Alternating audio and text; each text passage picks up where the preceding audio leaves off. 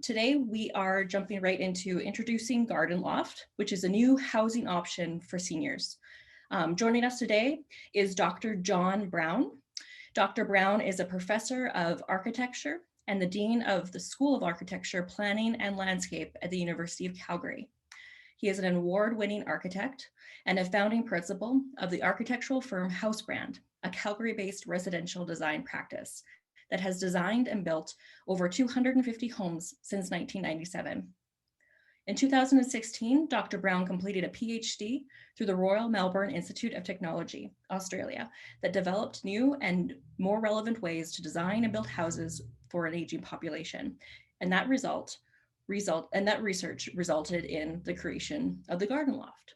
We're thrilled to have you, Dr. John. The floor is yours. Thank you very much. I hope everybody can hear me. Welcome. I'm in Calgary and it's a sunny, cold day, and I'm hoping it's a sunny day where you are as well. I appreciate the introduction, and as was mentioned, I'm a registered architect in practice, and I'm also a university professor. And about 5-6 years ago, I became very interested in aging in place and aging in community design. The firm that I have with my partners had spent 25 years doing custom houses and renovations, new houses and renovations in Calgary. And as a result of some family circumstances, realized that that not only are the typical homes that people live in inappropriate as for those with increased needs, even well-designed architecturally homes are also not really all that suitable. When my brother-in-law came to live with us when he was diagnosed with terminal cancer, for the last 6 months of his life, I realized very quickly that that the house that we had designed just wasn't suitable at all. So I started to explore that, completed my PhD, and out of that came this new housing option that I'm really excited about describing to you today. It started out in my lab at the university, and then it's transferred out into the real world. We've been working on this for a number of years, developing prototypes, and we're just launching in January the production of this new housing option. And you are the very first group that is going to hear about it. So that's exciting too. So I hope it all goes well. This is the first time I've given this presentation publicly. So I will. I'll share my screen, and I hope that we'll have some questions, time for questions at the end. All right, here we go. So the name of this new housing option is Garden Loft, and it provides assisted independent living in your own backyard. And there's 3 parts to my presentation. The first section is what is Garden Loft, which I think is a pretty good question. So are you someone, or are you or someone you love having difficulty living independently? That might be because of advanced age, traumatic injury, or chronic illness. And that results in physical disabilities, cognitive challenges that make it difficult for you to manage in a typical house. Now, I'm speaking today to seniors, but this also applies equally, not just to mothers and fathers, but also sisters and brothers and sons and daughters. Now, in a perfect world, someone that was having these kinds of challenges would just come and live with their family. The challenge, of course, in this contemporary world is the world is rarely perfect, and many families just don't have the space to accommodate a loved one to be able to come and live permanently. Or they may have the space, but the design of the house isn't suitable. If someone has trouble with stairs, or is in a wheelchair, or has sight issues or cognitive challenges, the layout just might not be appropriate. And similarly, even if all those 2 things are right, the design of the house just might not provide the privacy, the level of privacy and autonomy that multiple adults living under the same roof really need to have. Of course, as we all know, the other option isn't all that desirable. A lodge or a group home really isn't something that most people contemplate or look forward to as a place to live. And the reasons for that are pretty clear. There's isolation and loneliness that comes from being separated from where you've typically lived in your family. There's the whole notion of living in an institution and what the downside of that is. And then, of course, as we learned over the last few months, the whole vulnerability that comes from infectious diseases like COVID with communal living is pretty intense. So we're introducing a new option, a prefabricated living space with advanced physical and cognitive supports. We call it Garden Loft, and it provides assisted independent living in your own backyard. So the first thing that it does as a prefab living space is that it takes care of the problem of space. It provides a compact living space that provides for all of your needs without having to go through an expensive and time-intensive renovation to an existing house. It also has a very specifically designed adaptive interior that and I'll describe these a little bit later on. We've been working for a long time with medical professionals at the University of Calgary to create an adaptive interior that can change to meet your specific needs as you move in, but also as they may change over time. And then, of course, because it's a standalone unit in your backyard, there's privacy built in. You have the obvious connectivity of only being 10 or 15 seconds away from the back door of the house, but that provides you with that much needed privacy. At the same time, you're connected to family. You're sharing a backyard, a back garden, and the ability for grandkids to come and visit, and for you to go and have meals, and for just a lot of informal kinds of interactions. The way that families should act is very, very easy. And of course, it's the exact opposite of institutional living, as I'll show you through some slides. The Garden Loft is a beautifully designed home. We're architects. We've had 25 years of experience doing all of that. And of course, because it's standalone, there's no communal spaces. You're not in an institution. It's extremely COVID resistant. So the result is a garden loft that combines the safety, assistance, and support your loved one needs with the independence that everyone wants. So the second section of my presentation is, how does the garden loft work? What does it look like? How does it operate? What does it really do as an option? So there's four things to talk about. The one is the floor plan. We have two different designs. We have a 380 square foot studio apartments size of unit. It's 14.5 feet wide and 26 feet long. And it has a combined living, dining, kitchen, and bedroom. You'll notice that the bed is back here. This is a wall unit that has the television and a bit of storage in it, so that it provides a visual separation from the living and dining area, but still connects everything. And the front wall has large windows, and then there is a bathroom at the back. The 480 square foot unit is a full one bedroom, has an open plan kitchen, living and dining area, and then through a sliding door into a full bedroom, and then the bathroom in the back. These are the three of the options that we're working on. As I mentioned, we're going to do a first batch, small batch production of 5 or 6 houses starting in the new year.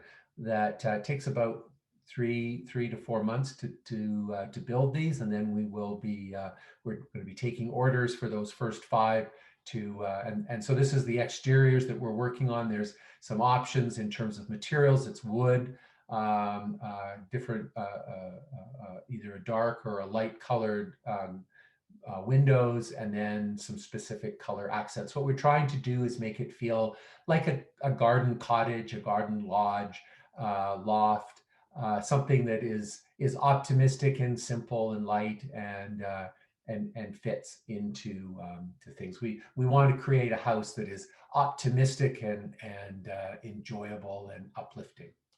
The next is, just before I get to that, the exterior features. So we're building these houses to last a long time. They're a high performance building envelope, so that there reduces energy consumption. We prefabricate these so that we ensure consistent quality. The unit arrives, as you saw in that little the little animation. It arrives on a truck and is craned into your backyard. Can even be craned over the top of a 2-story house into the back of your backyard if you don't have a lane or if your lane is too small. And it's move-in ready. It takes a day to move in and another day to hook up. And then there's a little bit of site work that needs to get done, so it's ready to go.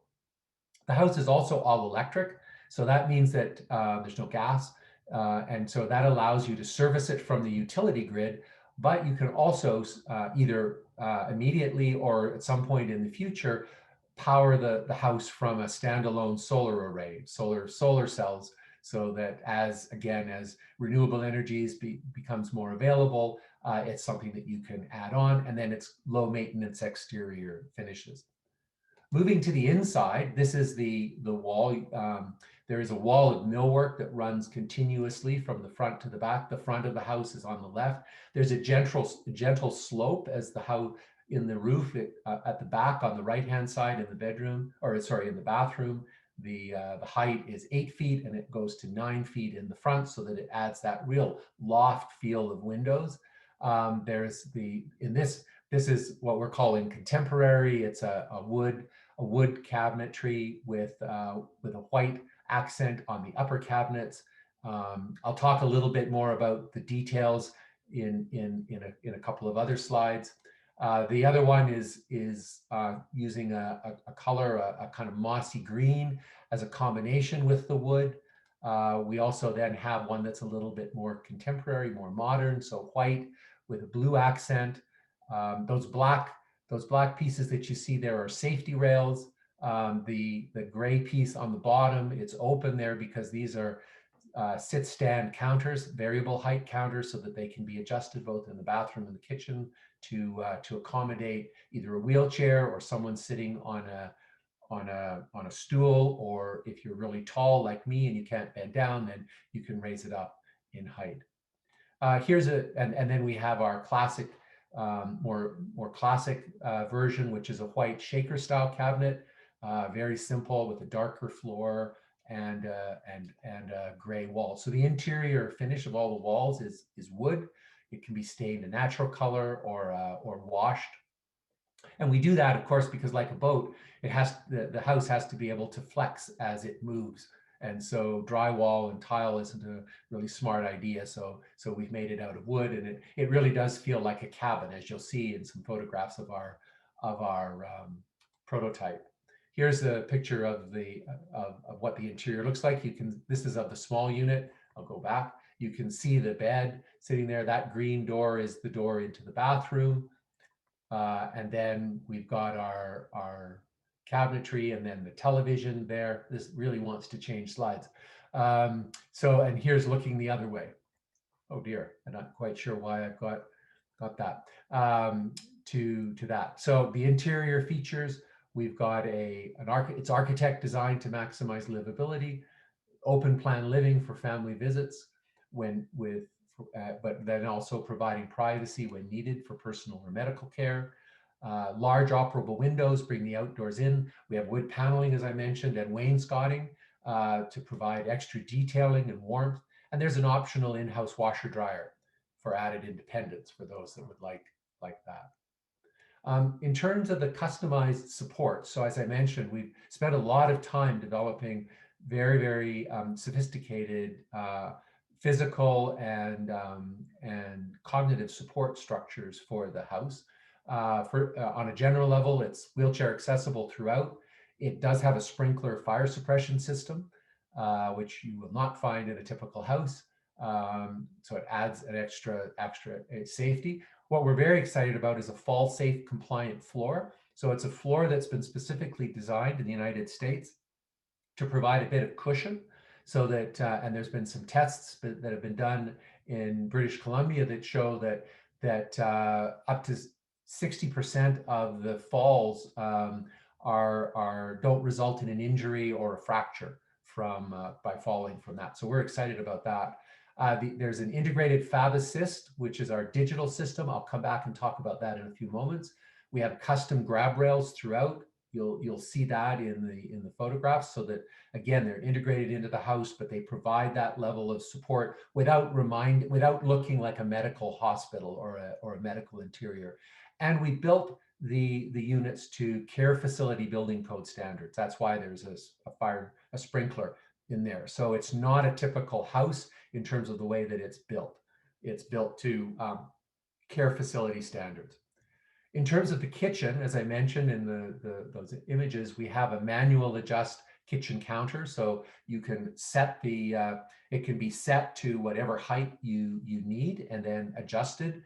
You have to get in with a wrench to do that. So it's something that someone would need to do. We also have counter height storage. You might have seen in the kitchen design that there is storage areas that are right at counter height for those that have trouble bending down or reaching up.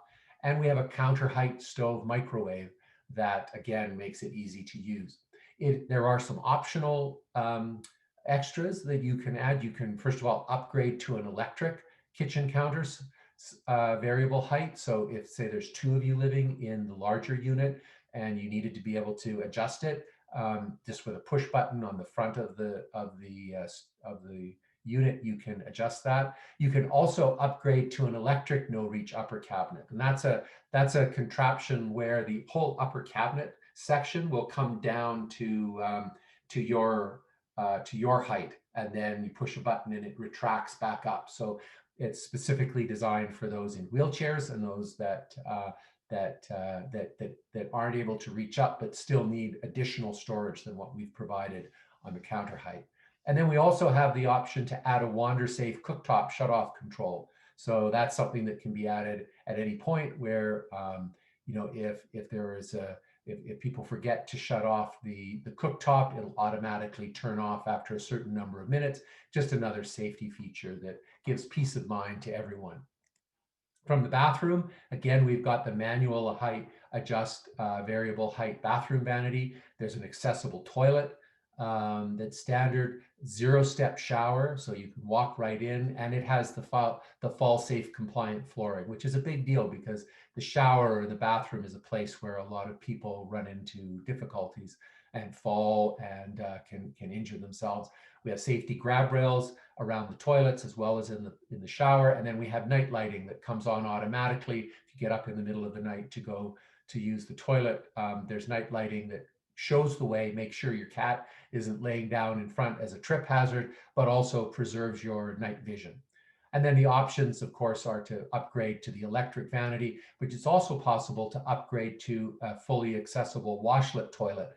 And that basically provides self-toileting. So if someone has reach problems, it washes you and dries you and does all of that. If you've ever been to Japan, you've seen their amazing toilets, and this is one of those.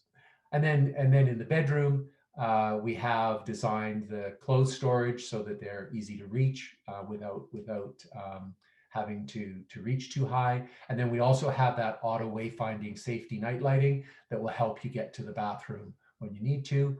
You can upgrade to a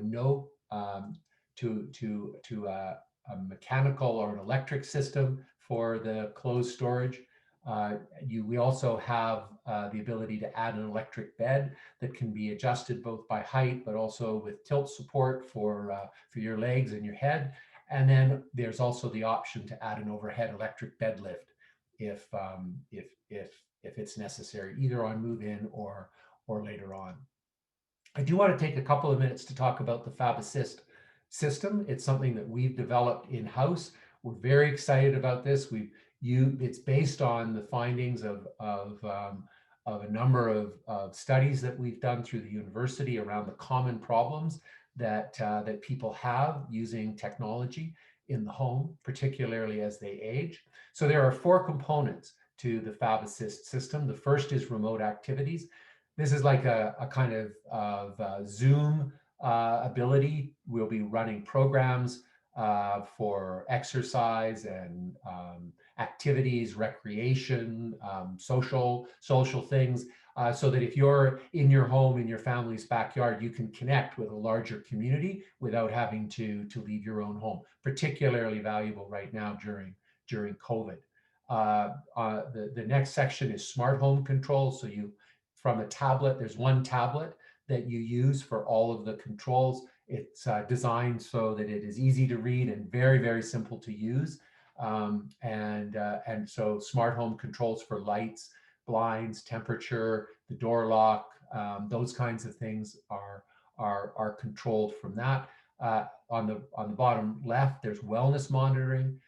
So twice a day, you can report with a happy face sign how you're feeling emotionally, how the resident is feeling physically, and those get texted to your family member and optionally to a healthcare worker so that they can see, just how you're doing without having to constantly be calling in and worried and that sort of thing. We collect all of that data and we graph that, and it provides the ability to see how someone is feeling over time.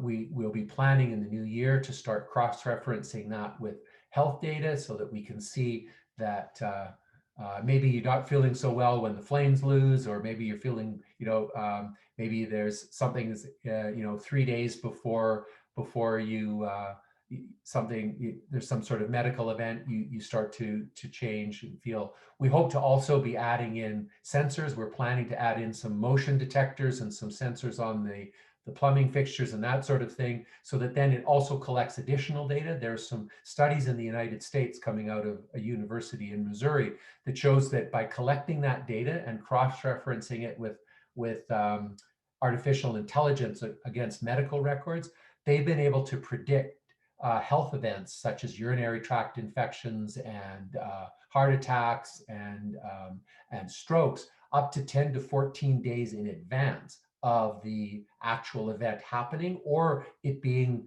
noticed by the doctor in terms of health records simply because of a change in behavior. So becoming lethargic, becoming overactive, obsessive, getting up and going, maybe someone starts having a shower 5 times a night or whatever, or stops eating.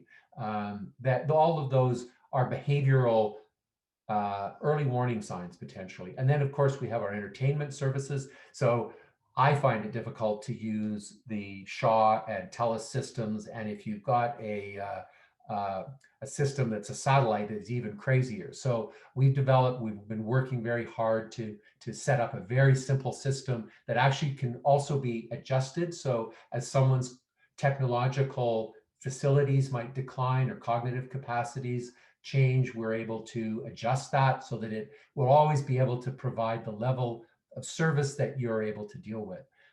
On the right-hand side, we've also provided for remote technology support. So a family member can log into the FAB Assist system at any time and help through their smartphone, a tablet, or their laptop, be able to help their loved one find a television program, sort out the temperature or whatever. We think that this is going to be, again, extremely valuable, provides important peace of mind.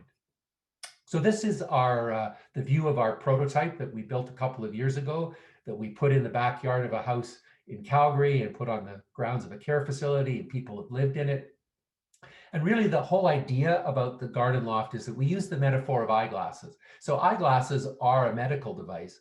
We just don't think of them that way. We choose them because of their style. We choose them because of the way that they make the way that we want the world to see us and the way that we want to see ourselves. And just because we've gotten old or we're in a wheelchair doesn't mean that we don't care about our image of the way that we are and how we want to portray ourselves into the world. So the fact that that eyeglasses have a correction that helps you to see better is completely between you and your doctor. No one else needs to know.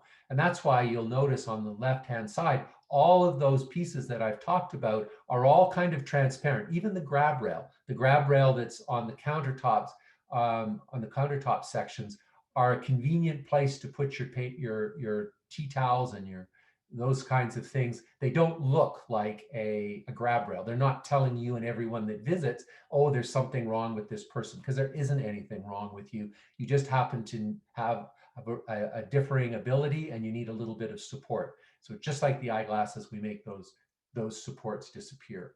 Here's the view from this is a 480 square foot unit, the bathroom's at the back. We've taken, the design of this is slightly different because we've learned from the results from our testing and changed the design to the one that I've shown you.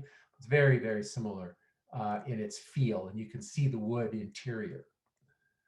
Here's the kitchen, the bedroom, the bathroom with the automatic toilet, and that glass divide can come out if you need it to become a wheelchair accessible bathroom.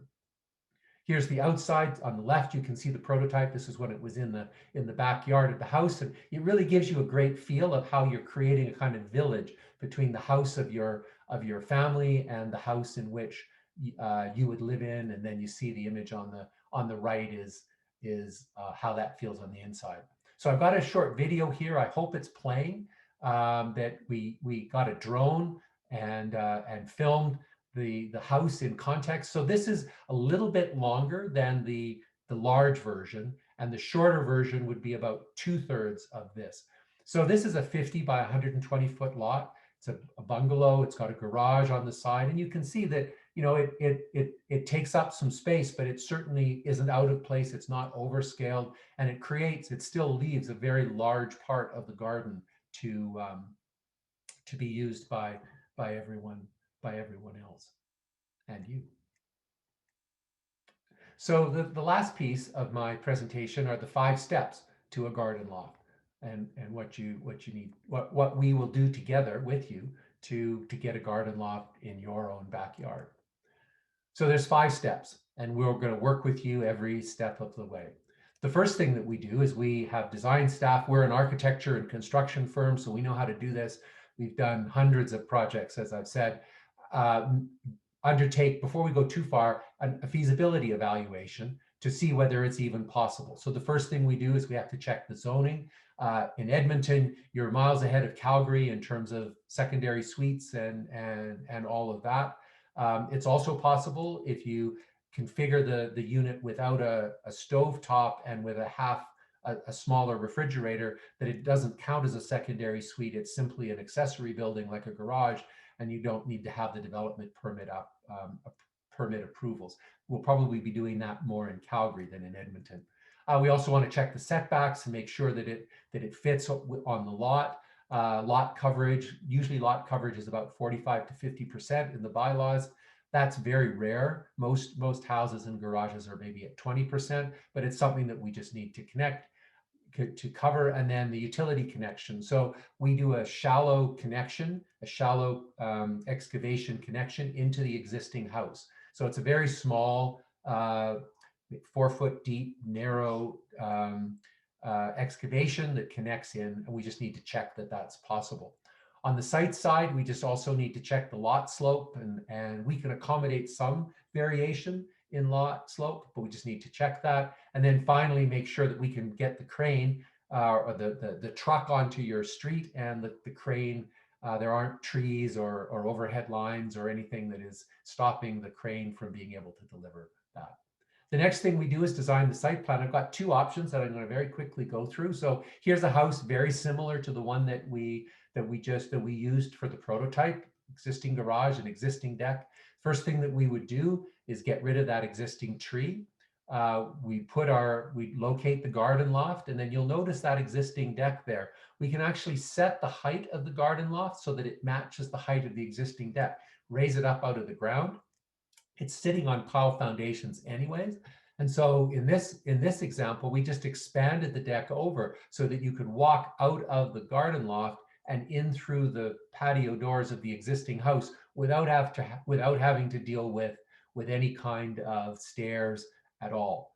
And we think this is a really exciting opportunity, because a lot of houses have decks that could overcome a lot of the accessibility issues. Here's another option. This is a house where there is no back lane. It's a more typical kind of newer house subdivision with an attached front drive garage and a reverse pie lot where it gets smaller in the back. And there's 2 options here. If we look at the small unit, we could put the small unit there, line it up with the trees on the south side of the lot. and then just add an at-grade patio. We would therefore, in this example, we would put the unit down on grade. We'd do a slight excavation and sink the piles down a little bit so that we could just walk right out and you would connect into the new patio from the new patio onto the existing patio. Alternatively, if you needed to have a slightly larger unit, you could have the one bedroom unit. In this case, it would face that way. You'd have a nice patio that would be sitting underneath those trees. We've added some more vegetation, smaller shrubs and trees to provide a bit of separation. And you really have this lovely situation where you've got your own living space, your family has their own living space, but then you have a shared garden that's also there. So in terms of the project budget, the units start at $180,000 and go up from there. And then there's, of course, there's the upgrades. There's some professional fees and permitting. There's the cost of trucking and craning, the site preparation, the utility hookups.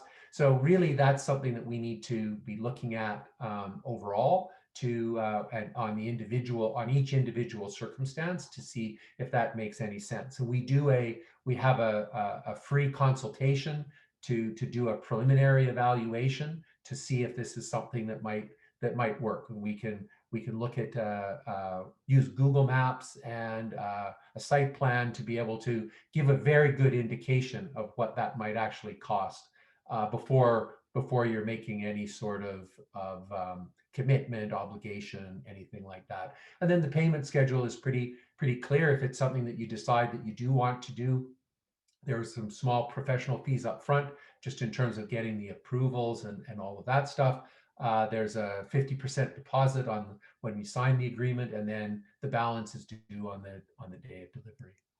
So yeah, as I said, it takes about 3 to 4 months to build a house, which isn't very much or very long compared to a 9-month schedule to build a new home or that to do a renovation. When we get up and running, we're hoping that we'll have a stock of some of the shelves so that we'll be able to reduce the time of that considerably. About 1 to 3 weeks, depending on how much work needs to be done before the day of delivery, we'll have a team come in and clear the vegetation, put in the screw piles, do the shallow trenching of the utility so that on the day of delivery, the truck arrives, the crane comes, puts it into place. That takes 1 day. The utility connections happen immediately after that. And then, as I showed you on those examples, there may be some decking or landscaping that needs to be done that could take a few more days, maybe a week or two. And then we get the completion inspection and the occupancy permit from the city. So in the long term, then, what are the options? The house is designed to last for a long, long time. And you might decide that you want to move the garden loft to your next home. It's again portable. It's something if you move, you're not leaving it there if you don't want to. We want to avoid the real estate issue of you having to do or your family having to do a renovation that might make the house difficult to sell, or adding a permanent secondary suite that, again, not everybody would want. This is portable. You can take it with you. You can also sell it privately as a standalone unit or as part of your house. You can repurpose it as a home office or studio if you would like, or you can also contract with us and we'll refurbish it and resell it to one of our clients. And that's potentially an easy way of doing that, but all of the options are open to you. So just to conclude, I said that we've had 25 years of experience. Housebrand is the name of our company, and we've been building houses and doing projects in Calgary for a number of years. So this is not our first rodeo. Even though it's a startup, we're extremely experienced. And then we also have my 30 years at the University of Calgary as a professor of architecture and researcher. You can see this is some of the research that we've done. That second image here is actually one of my grad students wearing an age simulation suit. She's 25 years old, and when she puts on all the weights and the restrictions and the goggles and the neck brace and the slippers that have uneven soles so that it's hard to walk, she walks and acts just like someone in their 80s. My goal is to find an age reduction suit, a youth simulation suit. So you put that on and you feel like you're 25. If I have that, I think I've got the magic bullet that we're all looking for. And of course, I just want to close. You've met me, John Brown, my partner in life and in work, Karina Van Olm, is the CEO, and then our partner Matthew North, who's been with us for all of our 25 years, is a graduate architect from our school, and he's responsible for the design and construction management of Housebrand and Garden Loft. So I'll leave you with some information. You can check out our gardenloft.ca website. There is a video version of this presentation. If you wanted to show it to someone, a family member, feel free to email me at john.brown@housebrand.ca. You can phone us at 403-229-4330. Or if you're tech savvy and you've got a QR code reader, you can just take your phone up to that QR code and you will be taken to our website. So that's the completion of my presentation. I see we've got about 8 minutes left, so I'll stop sharing the screen, and I'm happy to answer any questions or that you might have. Wonderful. Thank you so much, John. So I'm just going to quickly introduce you to our question and answer feature. So those who have joined us through the computer, if you look at the bottom of the toolbar of your Zoom screen, you'll see a little icon that says Q&A. If you click on that, it will open a little box that lets you type any questions that you would like to John. I already see that we have one question here already.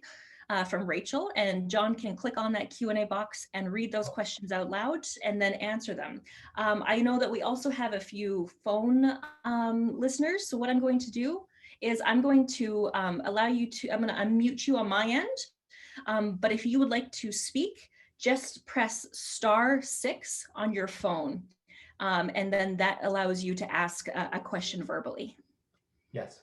Okay, so let me answer the 2 questions that I've got on the Q&A. The first question is from Rachel, who asks, is this a comfortable space for 2 people? The answer for the 1 bedroom is absolutely a very comfortable space for 2 people. It's the same size as the unit that the prototype that we built, and we had several couples live in that space for 3 months at a time, and they found it very comfortable, very spacious. Of course, you have to remember that it's also in the backyard of your family's house. So what they found is that there was a fair bit of sort of movement back and forth, and so it's meant as a kind of extended suite to the house more than anything. The smaller unit is probably more appropriate for a single individual. Carol's also asked, how well insulated is this unit? The electric costs could add up quickly. Very good question, very perceptive. We've been thinking about that. The house is extremely well insulated. We were originally building it to passive house standards. We're not going to go down that route of getting it qualified and all of that. It's not necessary, but the combination of the high performance shell, plus we have a specific mechanical system that actually makes it very, very, very cost effective and low energy consumption. In the original prototype, it required the energy of 4 toasters to heat and cool the house through the winter and the summer. So it's very, very effective.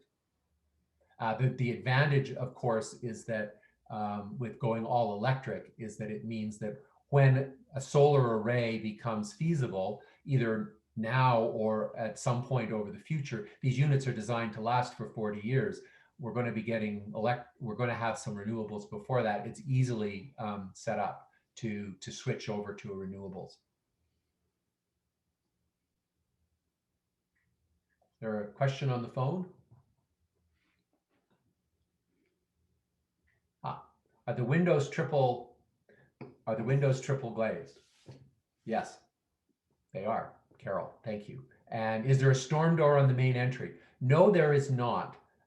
There is no storm door. We have a large glass glass door in front of that, or there's a large piece of glass within the door itself, and then there's an operable window on the side. We spent a fair bit of time thinking about airflow through the unit, and so rather than opening the door for ventilation, you would open the window on the front, and then the window in the back to get ventilation. Great questions.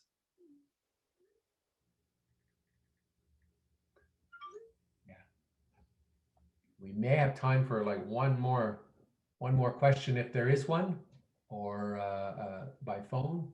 And if not, then I will. Oh, thank you, Carol. I appreciate that. I hope that this was beneficial. We're very excited about this. It's something that we've been working on for a long time, and if you have any questions, please don't hesitate to call or to email. I'm happy to talk about it further and to